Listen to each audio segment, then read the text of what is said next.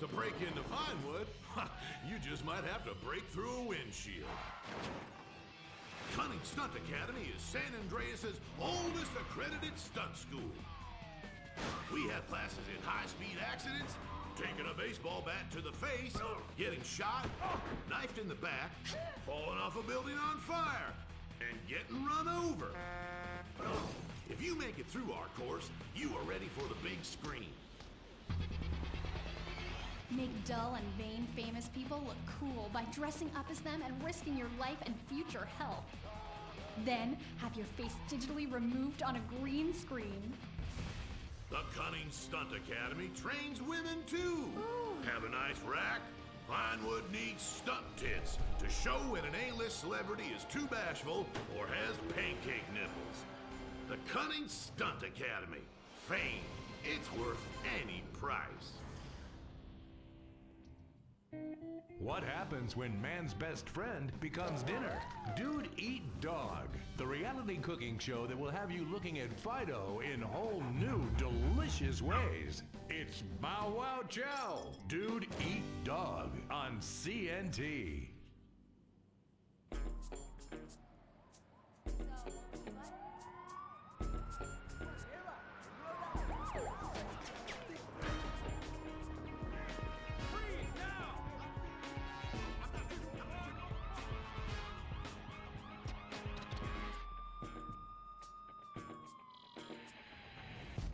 Welcome to Los Santos, the city of celluloid, sin, and cellulite removal. From dead starlets in Vinewood, to the gangbangers in Davis and Strawberry, and terracels in Chumash, to the drunken tourists in Del Perro Pier. It's time to take a look inside this cesspit of destroyed dreams, drug-addled degenerates, and deluded desperados that make up this great city of lights. Hi. I'm decorated FIB agent Stephen Haynes.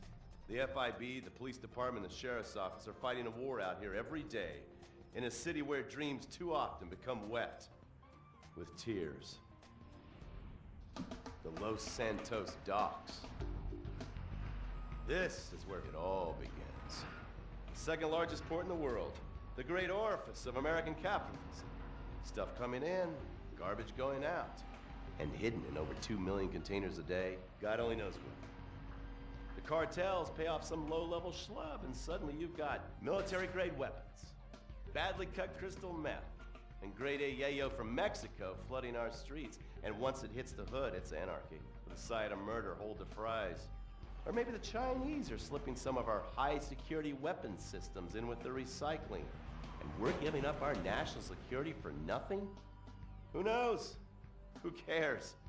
As long as the financial party continues, we'll just keep picking up the pieces. A word to the wise, kids. Never use PCP. It makes you want to punch cops or run around naked, and not necessarily always in that order. Most of the time, this illicit cargo makes it straight to the games. But sometimes an ordinary Joe lets go and loses his shit after a pipe or two of pleasure dust.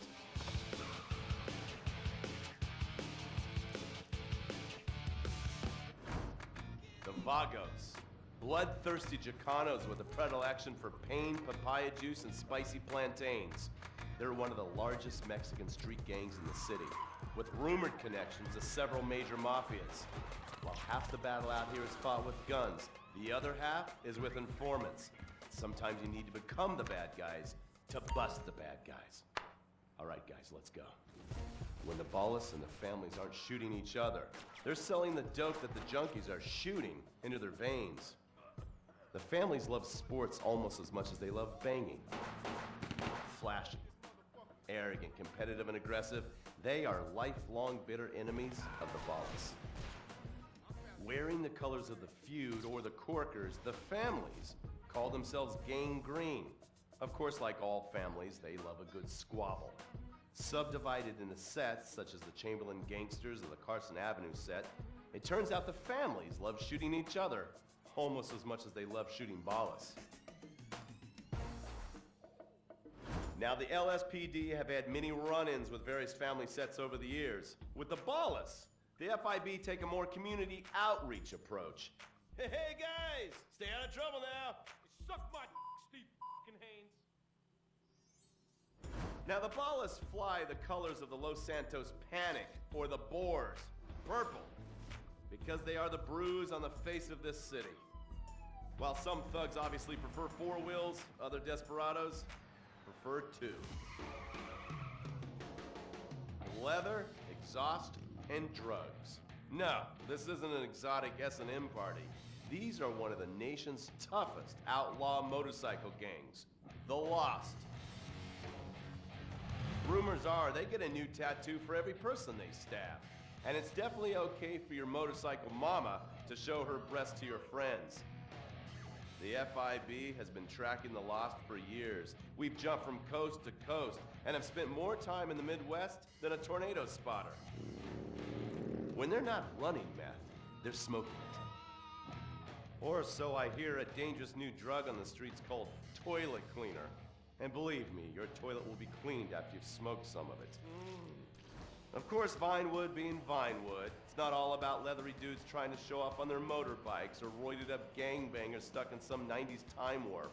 This is the town that made mass murder into nostalgia. Of course, to become truly popular, your murder has to be both unsolved and gruesome. In a town full of alien spotters, adults dressed as zombies, and entertainers dressed as cartoon characters, it takes something particularly awful to really catch people's attention. The famous, unsolved murder of a Vinewood starlet is one such case. For years, horny nerds have wondered what happened to Leonora Johnson, and if they would have plucked up the courage to speak to her or kill her themselves. It's inspired filmmakers, writers, and copycat killers. Conspiracy theorists have blamed various celebrities, the mayor, the Soviets, short skirts, women's liberation, and hidden aliens embedded amongst us for the murder. But not all crime is premeditated. Maybe drinking's your thing. Look at this drunken buffoon, proving that there doesn't always need to be criminal intent to cause serious criminal damage. Or maybe you're just an overprivileged poppycock, living on daddy's pension and protesting about the unfairness of capitalism. Maybe stock market manipulation is your bag, or loan sharking, double identity theft, assassination, or even worse, swinging. On our next episode, I, Stephen Haynes, will show you the flashier side of crime in Los Santos. Illegal street racing, cocaine, and vice.